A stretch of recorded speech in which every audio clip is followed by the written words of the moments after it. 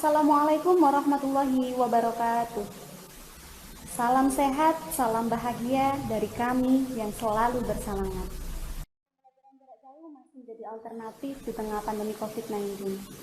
Keadaan ini mengharuskan guru dan pelajar di Indonesia untuk melakukan pembelajaran dari rumah. Hal ini pastinya menimbulkan berbagai permasalahan, baik itu datang dari murid atau orang tua.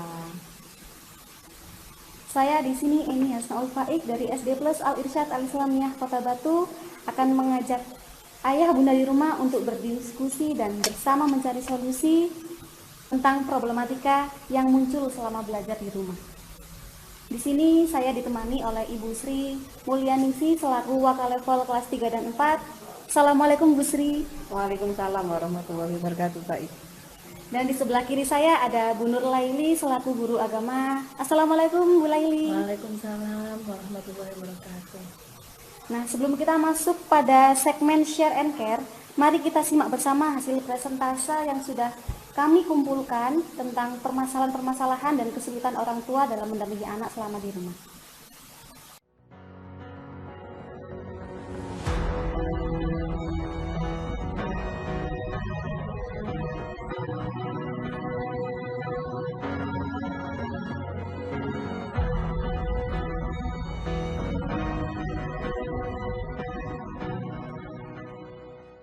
Nah, sesuai yang kita simak barusan, terlihat bahwa presentase tertinggi terletak pada terbatasnya waktu orang tua karena bekerja. Kemudian yang kedua, terbatasnya pemahaman orang tua dalam materi pembelajaran anak-anak di rumah. Dan yang ketiga, orang tua merasa kesulitan untuk menumbuhkan minat belajar dan motivasi belajar anak-anak. Nah, kira-kira seperti apa ya kiat sukses menjadi guru pendamping? Nah, untuk membahasnya kita akan berdiskusi bersama Ibu Sri Mulyaningsi. Nah, Bu Sri, bagaimana kabarnya hari ini? Alhamdulillah baik, sehat. Nah, perlu diketahui ayah bunda di rumah, Ibu Sri ini merangkap tugas sebagai seorang guru di SD, juga sebagai wali murid. Benar seperti itu nggak Ibu Sri? Betul. Nah, kira-kira Bu Sri sendiri apakah menemukan kesulitan-kesulitan selama pembelajaran jarak jauh ini? Pastinya saya mengalami kesulitan Bu Baik, karena saya pasti punya dua kewajiban. Satu sebagai seorang guru, juga dua sebagai orang tua yang harus mendampingi dua putri saya.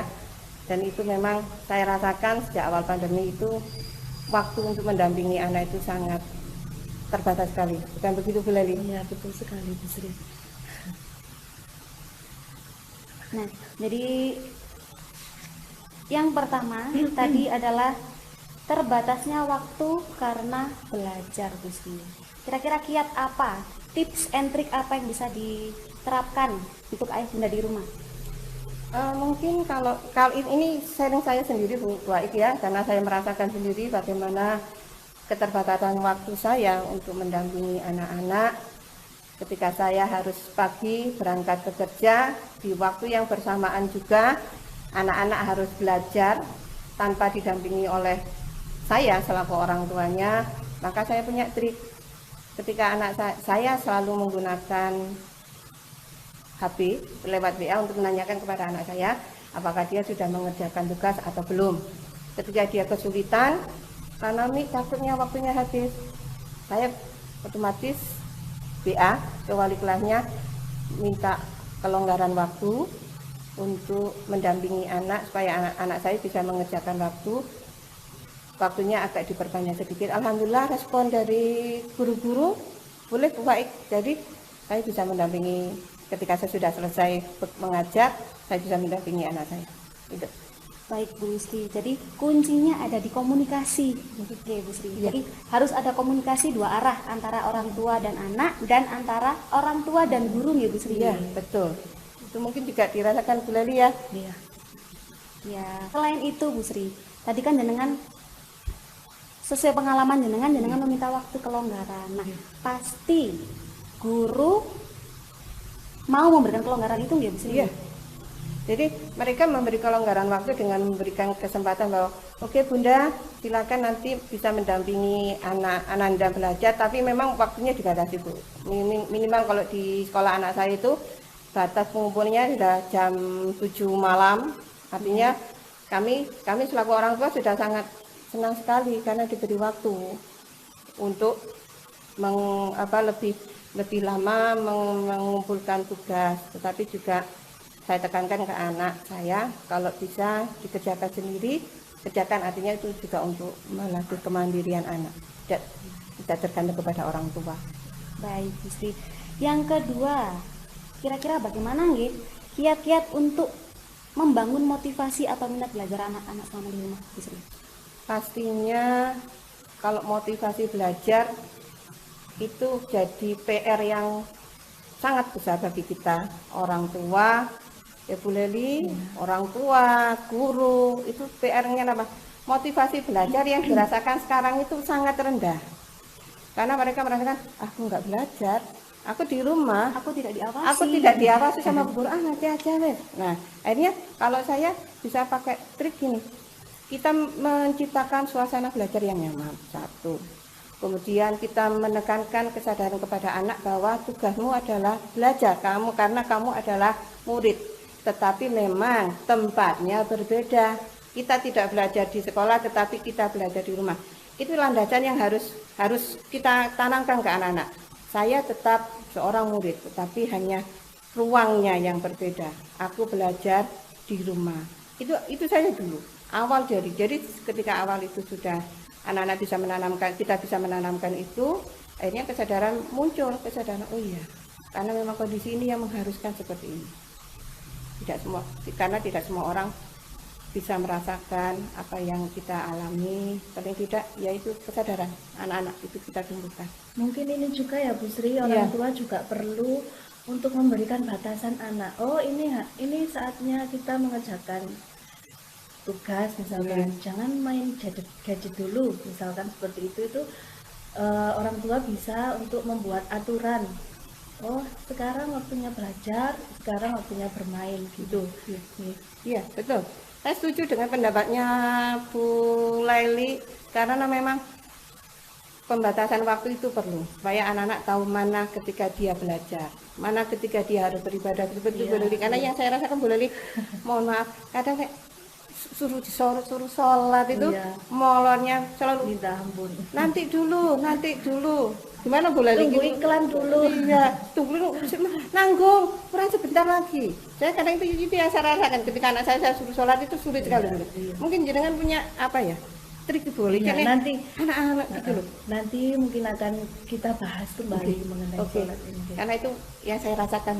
Iya. Mungkin semua orang tua, bunda-bunda semuanya merasakan seperti itu, Bu. Baik. Jadi ada pembatasan, ada rules atau peraturan. Selain itu Bu Sri, kalau misalnya memberikan reward atau memberikan punishment, apakah itu tepat selama pembelajaran di rumah Bu Sri? Reward itu pastinya perlu Bu Baik. Kenapa? Anak pasti merasakan yang namanya jenuh. Seharian di sekolah seharian di rumah tanpa ada teman, tanpa ada guru, ya. Simpel aja sebenarnya. Reward itu tidak harus hadiah berupa barang. Tapi ketika kita bilang, alhamdulillah anak soleh hebat, anak bunda hebat, atau kita sentuhan tangan itu ke kepala, sambil kita ucapkan doa, itu merupakan satu hadiah yang terbesar tanpa harus kita memberikan barang baik. Itu. Okay. Jadi terkadang perspektif orang itu keliru gitu sih. Kalau reward itu harus berupa barang yang berharga atau uang, berarti itu masih kurang tepat gitu sih. Itu mungkin yang harus kita rubah ya Bu. Paradigma yang harus kita rubah itu ya. Kalau reward itu tidak selalu berupa barang atau materi gitu ya. Baik Gusti. Untuk yang ketiga yaitu bagaimana apabila orang tua memiliki keterbatasan dalam memahami materi anak-anak. Nah, ini biasanya yang terjadi di level atas ya Bu Sri, di level 4, 5, 6 itu mungkin wali murid sudah, waduh ini sudah bukan jangkauan saya gitu Bu Sri. Nah, ini yang sering wali murid itu WA saya, aduh Bu Sri materinya sulit, nggak ada darah tinggi Bu Sri. Seperti itu. kembali lagi, sebenarnya materi di SD yang sekarang itu tidak jauh beda dengan zaman saya dulu sebenarnya. Hanya diulang, stepnya itu kita ulang. Sekarang kalau kembali, jangan jadikan itu sebagai beban sebenarnya.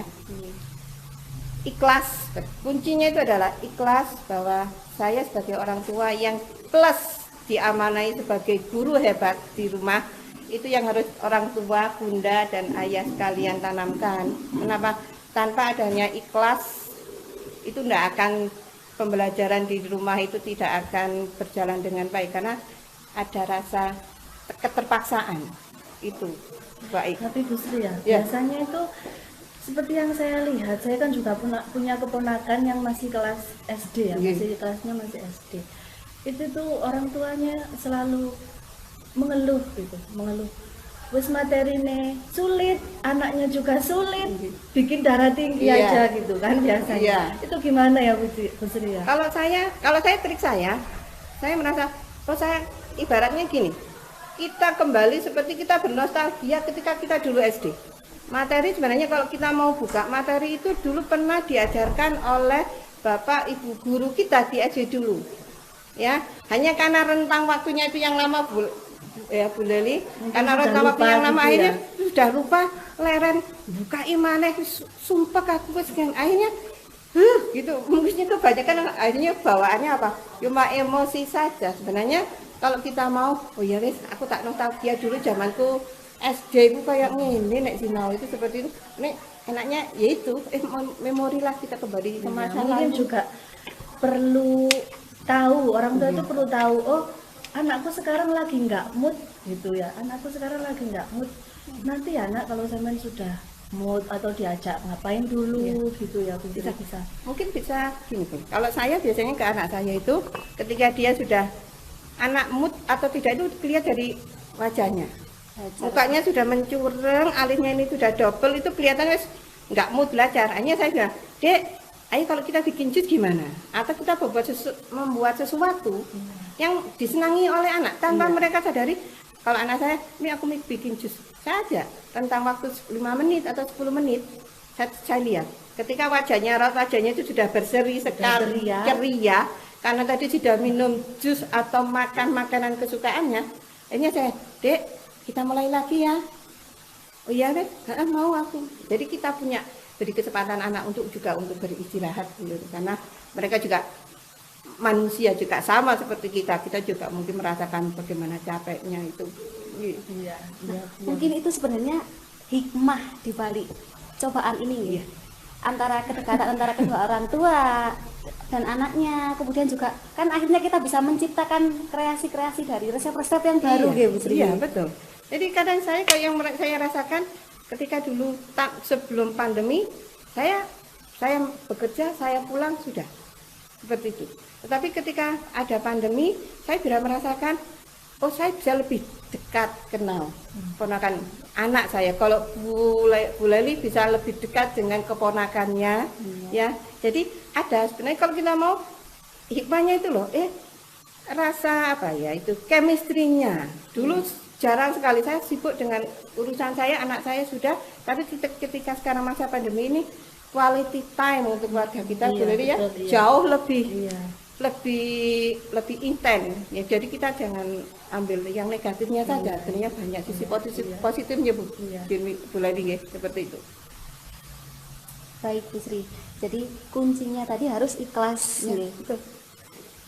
Dan sebenarnya kami di sekolah, guru-guru, kalau misalnya orang tua mungkin kesulitan, alternatif pertama bisa lihat di Google nih, bisa browsing ya Bu Sri.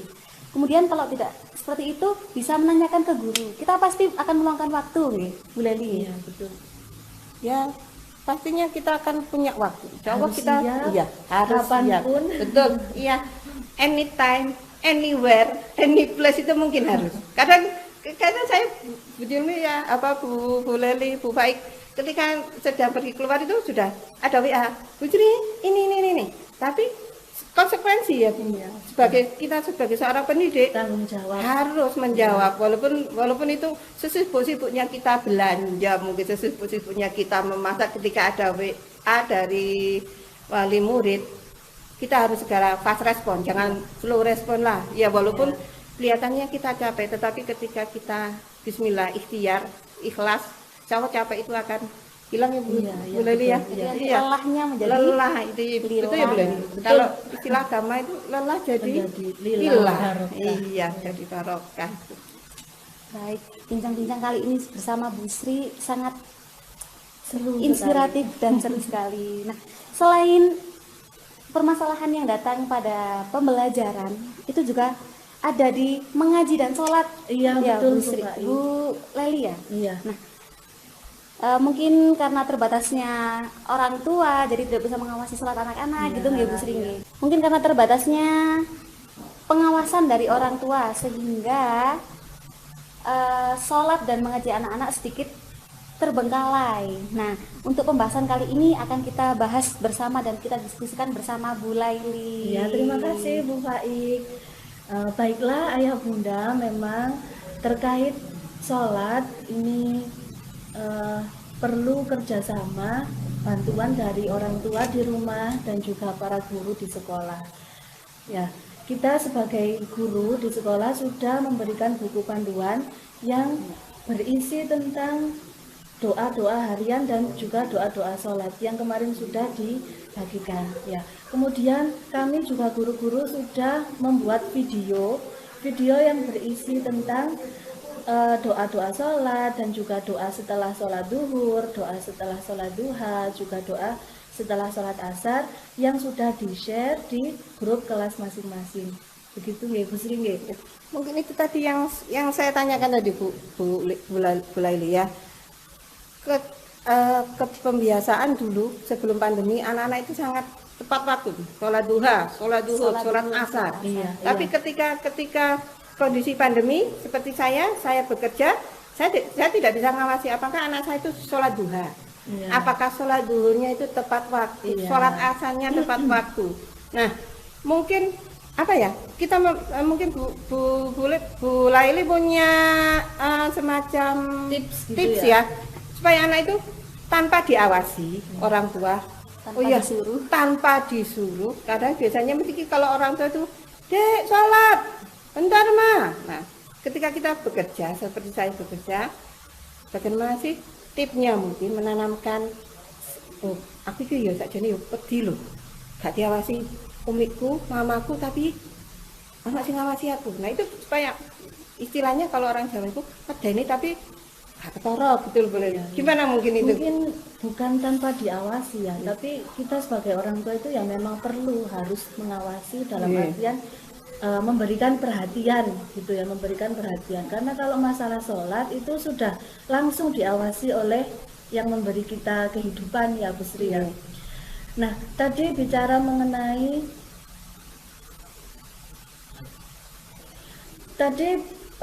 sudah saya sampaikan kalau guru-guru di sekolah itu sudah memberikan buku panduan, juga memberikan video panduan berisi doa-doa harian dan doa-doa ketika sholat. Nah, selanjutnya kami sangat membutuhkan bantuan atau kerjasama dari orang tua di rumah untuk membantu dalam membimbing anak-anak dalam praktek dan melaksanakan sholat. Ada beberapa tips atau saran ya, tips trik gitu atau saran dari kami. Untuk yang pertama, tipsnya yaitu agar orang tua selalu mengingatkan dan memberikan contoh kepada anak-anak, misalkan melalui mengajak sholat berjamaah bersama-sama ketika di rumah. Nah, ini mungkin berlakunya kepada orang tua yang ibu rumah tangga atau yang tidak bekerja, WFH gitu kan sekarang ya. Nah, bagaimana bagi orang tua yang dari pagi sampai sore ini bekerja? Ya, kadang ayahnya dari pagi sampai sore, mamanya dari siang sampai malam misalkan. Nah, bagaimana yang seperti ini? Nah, kita bisa orang tua itu memberikan pemahaman dan menanamkan rasa tanggung jawab kepada anak-anaknya. Pemahaman dan tanggung jawab mengenai apa? Bahwa sholat itu adalah ibadah yang wajib loh. Ya, dalam artian wajib harus dilaksanakan oleh setiap umat Islam. Kita sebagai umat Islam harus menjalankan sholat sehari 5 waktu, ya. Diberi pemahaman, akhirnya nanti tumbuh rasa tanggung jawab. Oh iya, sekarang waktunya sholat, gitu. Seperti yang kita tahu ya, Bu Sri, Bu Faik ya, bahwa ibadah sholat itu kan ibadah atau amal perbuatan yang pertama kali dihisab nanti ya, yang pertama kali dimintai pertanggungjawaban ya. Mungkin itu bisa diberi pemahaman kepada anak, bisa diberikan dengan bahasa yang dimengerti oleh anak ya. Kemudian selanjutnya ditanamkan rasa tanggung jawab. Oh, jam 12 sudah azan zuhur, ayo kita segera ambil wudhu, misalkan kalau di rumah seperti itu. Atau kalau sedang bekerja bisa kita kontrol melalui chat atau telepon. Nah, jangan lupa untuk sholat zuhur ya, gitu. Atau, nah sudah waktunya sholat asar, gitu. Jangan lupa untuk sholat asar ya, gitu ya. Untuk yang ketiga, tadi sama dengan yang pembelajaran yang diterangkan Bu Sri tadi. Orang tua bisa memberikan reward. Ya, tadi sudah disampaikan, reward itu tidak selalu berupa barang atau uang atau materi ya. Misalkan kita bisa memberi reward berupa pujian, ya, bisa memberikan reward berupa pujian. Masya Allah, anak bunda soleh sekali, misalkan. Masya Allah, anak mama solihah sekali ya, sudah mengerjakan sholat, sudah mendoakan mama, papa, sudah mendoakan ayah bunda, terima kasih ya nak ya, misalkan seperti itu ya. Itu juga merupakan reward yang mana nanti menyentuh hati anak. Wih, mamaku seneng nih, tak doakan gitu ya. Nanti kan juga ada doa untuk kebaikan orang tua, doa agar orang tua dosa-dosanya ini diampuni kan. Ini sudah kita ajarkan juga di sekolah, seperti itu ya Bu Sri ya. Nah, itu kadang yang mungkin terlupakan oleh orang tua Bu. Jadi Bu Laili, jadi misalnya kadang kita memeluk anak dengan kita bilang alhamdulillah, terima kasih nak sudah mendoakan. Kadang sebelum pandemi kita tidak pernah melakukan itu. Memeluk anak, ya merangkul anak itu jarang kita lakukan karena kita sibuk dengan aktivitas kerja kita. Jadi itu tadi saya sangat setuju dengan tips dari Bu Laili bahwa memang reward untuk anak itu sangat perlu dan ini PR bagi kita semuanya ya sebagai orang tua, sebagai pendidik untuk memberikan reward pada anak. Masih ada beberapa tips ini Bu Faik. Bisa dilanjutkan ya? Bisa. Masih tentang sholat ya? Iya, masih tentang sholat ini kok. Iya. Sholat itu emang sesuatu yang kelihatannya sangat simpel tapi meluas ya. Hal yang wajib itu loh, dari kata hal yang wajib dilaksanakan itu loh. Tadi setelah memberikan reward, misalkan kok anaknya ini terganggu dengan TV atau gadget misalkan ya, misalkan disuruh game sekarang itu ya, disuruh sholat, ayo nak sholat dulu, si Tama belum iklan, nunggu sponsor misalkan ya. Nah, bagaimana kalau anaknya seperti itu ya, misalkan ayah bunda bisa membuat aturan seperti yang tadi disampaikan ya, membuat aturan. Nah, boleh main game, boleh main gadget, asalkan sudah selesai mengerjakan tugas, sudah sholat, sudah mengaji, gitu ya. Jadi ada komunikasi juga, orang tua tidak membiarkan ya wis lek gak gelem ya, misalkan seperti itu ya. Kita sebagai orang tua memang harus berperan aktif ya. Di situasi yang seperti ini memang peran orang tua itu sangat dan sangat itu besar sangat ya, dirasakan bukan hanya di kita di Kota Batu, di seluruh Indonesia, di seluruh dunia merasakan itu. Ya Bu Laili ya. Semuanya berdampak dari segi pendidikan, ekonomi, sosial ya. Iya, nah itu tadi Bu Faik tips untuk orang tua. Nah, sebagai guru kita juga ada buku kombinsi, Iya, benar. ada buku kombinsi dari sekolah yang harus diisi untuk mengontrol kegiatan sholat dan mengajinya anak-anak, yang nanti harus diisi setiap hari menggunakan keterangan waktu ya, keterangan waktu seperti kemarin yang sudah di share di grup itu ya. Iya. Misalkan sholat duhurnya jam setengah 2, berarti di kombinsi ditulis 13.30 Itu seperti secara ya, tidak pada sholat langsung duhur ya. melatih kejujuran Iya, anak. iya. Takutnya, oh duhur itu nanti harus jam 12, padahal anaknya karena sibuk main gadget, Iya. jam 13.30 baru. Iya. Jadi itu secara tidak langsung kita menanamkan kejujuran ke anak. Nah Ya, itu Bu. nanti juga akan dikontrol Iya. oleh Bapak Ibu guru di sekolah ya. Komisinya nanti dikumpulkan, oh ini alhamdulillah sholatnya sudah rutin, sudah 5 kali sehari sudah dikerjakan misalkan ya. Jadi memang awalnya berat mungkin ya Bu Leli. Iya, mungkin nanti Tapi nanti lama-lama menjadi iya kebiasaan. betul Bu Faik. Mungkin lama-lama berat nanti bisa menjadi sebuah kebiasaan bagi anak-anak. Begitu Bu Faik. Subhanallah, sangat menginspirasi sekali ya Bu Leli ya. Nah, kemudian tadi kita hanya berbicara tentang sholat. Sekarang kita lanjut ke mengaji Bu Leli. Nah, ini kan Iya. kalau nggak ditelepon gurunya, aku nggak ngaji. Iya. Misalnya seperti itu. Betul. Nah. Iya. Bagaimana menanggapi itu Bu Leli? Iya, memang untuk hal terkait dengan mengaji ini di sekolah kita di Al Irsyad itu menggunakan metode tartili ya, Bu Faik Bisri ya, menggunakan metode tartili. Yang mana metode tartili ini merupakan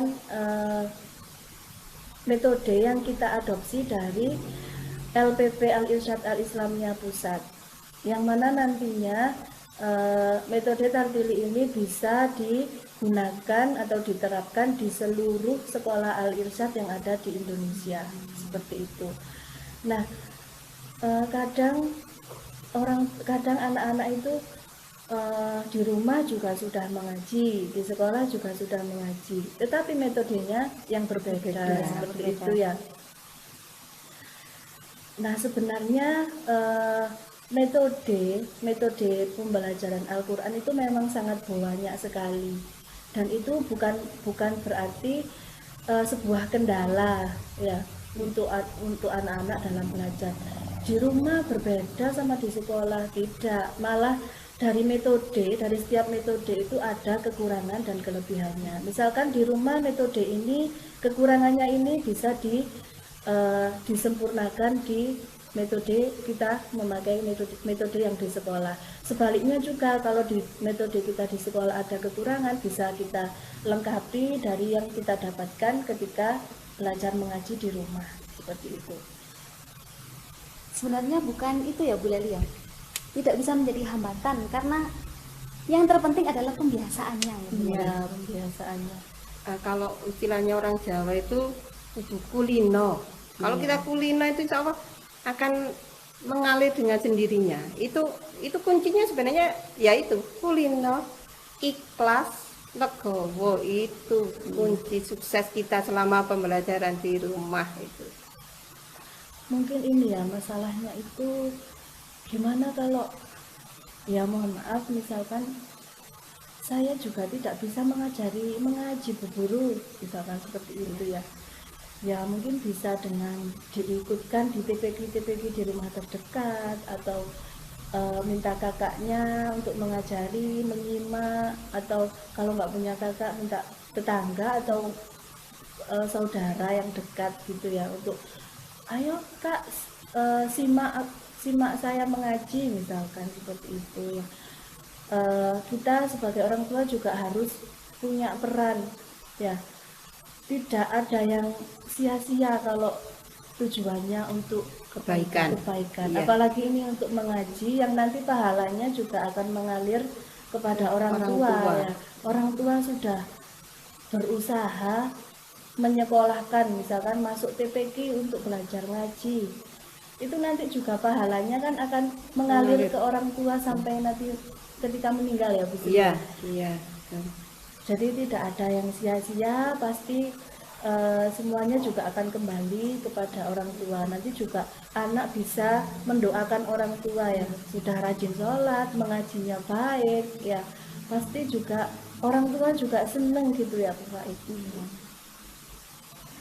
Nah, Bu Lali, ngomong-ngomong, sistem kan tadi menggunakan metode tarbiyah. Iya, Nah, sistem pengajaran ustadz dan ustadzah di sini seperti Oh, apa? iya. Itu perlu dijelaskan, Iya, Bu Lali. dalam pembelajaran tartil ini selama daring ya, kita belajar 4 hari dalam seminggu, itu 4 hari dari hari Senin sampai hari Kamis. 3 harinya kita gunakan untuk mengaji tartili, 1 hari yang hari Kamis itu kita fokuskan anak-anak untuk hafalan ya, menghafal dari surat-surat pendek dulu Bu Sri, dari juz 30. Nanti kalau juz 30 sudah hafid, sudah hafal, nanti akan ada wisuda tartili Bu Wah, Sri. itu sesuatu yang sangat Ya, itu menyenangkan. dari ribet Iya. ya. Itu mungkin saya sudah pernah rasakan anak saya angkatan masuk wisudawan tartili angkatan pertama. Saya sebagai orang tua, Masya Allah, sangat bangga sekali, sangat terharu karena anak saya bisa menempuh tartili 6 dengan baik. Sekarang alhamdulillah sudah khatam juz 30, dan saya yakin itu berkat kerja keras guru Al-Irsyad yang insya Allah harus patut kita beri apresiasi, kita beri jempol kepada guru-guru ngaji yang telaten Bu Faik ya. Jam piro ae ditelepon ya diangkat untuk anaknya ngaji, karena itu dedikasi Bapak Ibu guru ngaji harus kita apresiasi. Oh iya Bu Faik, selama daring ini memang kita mengajinya melalui telepon atau video call seperti itu ya, karena kan memang tidak bisa langsung tatap muka. Jadi itu bisa jadi alternatif ya Bu Lali. Iya. Kalau misalnya, aduh TPK-nya di rumah ditutup ini karena pandemi. Jadi akhirnya kan Iya. ya emang harus ke gurunya supaya lebih enak. Gurunya juga memberikan feedback lebih mudah. Iya.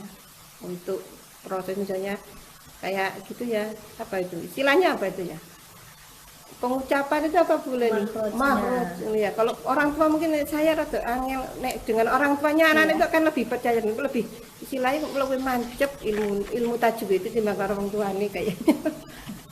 Begitulah pembicaraan kita, bincang-bincang kita tentang kesulitan orang tua dalam mendampingi anak selama pembelajaran dari rumah.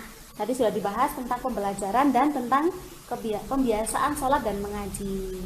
Nah, kesimpulan yang bisa kita ambil adalah saling komunikasi antara anak dan orang tua itu sangat diperlukan, dan peran orang tua peran dan kerjasama orang tua dalam mendampingi anak-anak itu juga menjadi kunci utama dalam pembelajaran. Selain itu juga harus ada komunikasi antara orang tua dan guru. Orang tua dengan sekolah. Ya.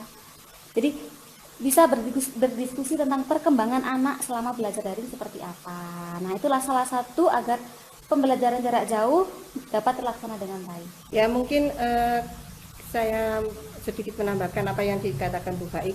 Kembali lagi, pembelajaran dari rumah itu kunci utamanya adalah orang tua dan guru. Orang tua dan guru sebagai sosok yang sangat dibutuhkan oleh anak-anak. Kita mulai dari niat ikhlas karena lillahi ta'ala, demi kemajuan anak-anak. Karena dengan ikhlas itu insya Allah akan membawa hikmah. Kita tidak tahu setelah pandemi ini apa yang terjadi. Mudah-mudahan ini bisa membawa kebaikan bagi kita semua, bagi anak-anak, bagi guru dan semua masyarakat di Kota Batu. Baik, mudah-mudahan coronanya segera pergi. Ya, nanti itu sekedar tambahan. Monggo Bu Baik, mungkin ada yang perlu ditambahkan lagi. Baiklah, begitulah bincang-bincang hari ini dengan podcast perdana kita nggih, Bu Sri, Bu Leli. Semoga Mohon maaf bila terdapat salah kata atau tingkah laku kami yang kurang berkenan di hati ayah bunda. dan semoga diskusi kita barusan bisa menjadi manfaat untuk bunda, ayah bunda di rumah. Terima kasih. Wassalamualaikum warahmatullahi wabarakatuh.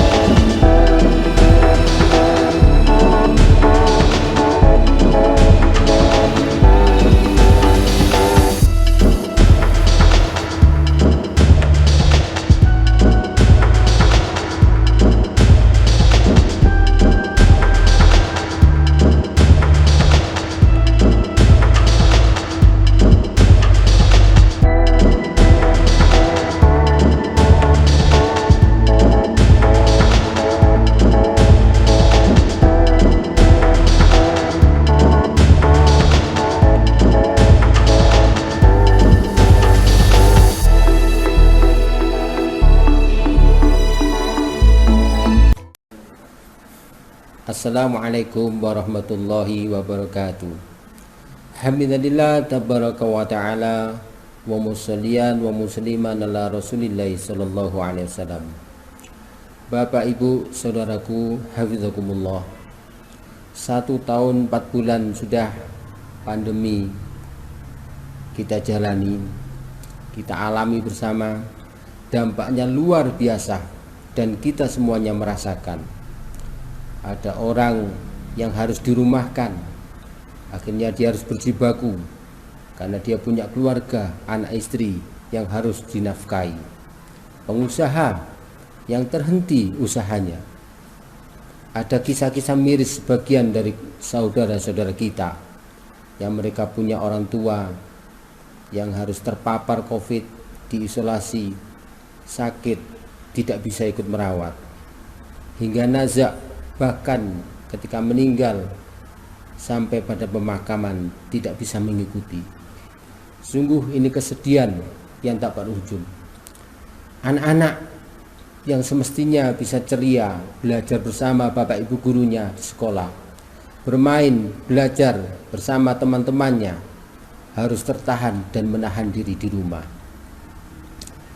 Orang tua demikian halnya, harus berbagi waktu.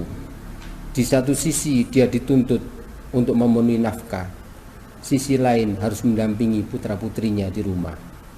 Guru sama, mereka juga terdampak, harus mempersiapkan pembelajaran, mendampingi, menerima hasil, memberikan bimbingan, konsul, pagi, siang, sore, bahkan hingga malam. Bapak ibu guru, mereka juga punya anak-anak yang mereka juga peserta didik, harus berbagi kapan waktu untuk pembelajaran di kelasnya secara online, kapan waktu mereka harus berbagi media HP untuk putra-putrinya. Serentetan kejadian ini bukanlah sesuatu kebetulan, adalah skenario dari sang pembuat kehidupan ini. La yusibana illa ma kataballah. Tiadalah sebuah musibah kecuali atas kehendak Allah Subhanahu wa taala. Kiranya dengan pandemi ini kita disadarkan oleh Allah Subhanahu wa taala, sekian lama, sekian banyak nikmat Allah yang kita rasakan, namun sering kita lalaikan. kita lalai bersyukur bagaimana nikmat sehat, anak-anak keluarga kita ceria, nikmat dari Allah anak-anak kita dikaruniai seorang guru yang menemani, yang membimbing mereka tiap hari. Tanpa kita sadari, seolah banyak dari kita tatkala kita menyekolahkan putra-putri kita dan memberikan dana pendidikan, seolah semuanya sudah beres. Kali ini Allah memberikan penyadaran pada kita akan pentingnya waktu kebersamaan bersama keluarga, dan penyadaran pada diri kita, ternyata mendidik anak bukanlah hal yang mudah, penuh tantangan. Suatu saat muncul emosi, suatu saat muncul kegalauan. Apa yang harus kita lakukan? Saudaraku, dampak ini sudah sangat berat kita lakukan, kita rasakan. Oleh karena itu, jangan memperberat dengan sikap emosional. Mari bersama-sama melakukan dua hal yang akan kita rasakan efeknya, sabar dan syukur. Bersyukur masih banyak nikmat Allah yang kita rasakan. Anak-anak kita anugerah dari Allah, yang keluarga, orang tua sebagai tempat pendidikan awal mereka. Anak-anak kita adalah tabungan yang kelak akan menjadi sesuatu yang sangat berharga dengan doa-doa mereka buat kita. Dengan sabar kita hadapi pandemi ini, dengan doa dan ikhtiar. Kita yakin Allah dengan kasih sayangnya akan memberikan pertolongan, memberikan jalan keluar buat kita semua. Kita optimis dengan ikhtiar dan doa, Allah akan memberikan jalan keluar pandemi ini segera berakhir. Semoga bermanfaat. Assalamualaikum warahmatullahi wabarakatuh.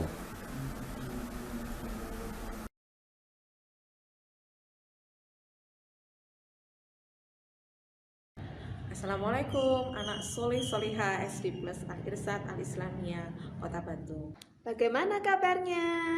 Semoga kalian semua dalam keadaan sehat ya. Meski dalam kondisi pandemi, anak salih salihah harus tetap belajar dengan giat, selalu berusaha Dan bertanggung jawab. tidak boleh mudah menyerah ya. Dan selalu ingat, Tingkatkan ibadah, rajin sholat dan mengaji. Tak lupa selalu berdoa. Anak-anak juga harus siapkan kondisi fisik. Jaga kesehatan, makan makanan bergizi, berjemur setiap pagi, olahraga ringan Untuk meningkatkan Imunitas tubuh. Jangan lupa bahagia. Salam sehat. Salam semangat. Assalamualaikum warahmatullahi wabarakatuh. Keep spirit.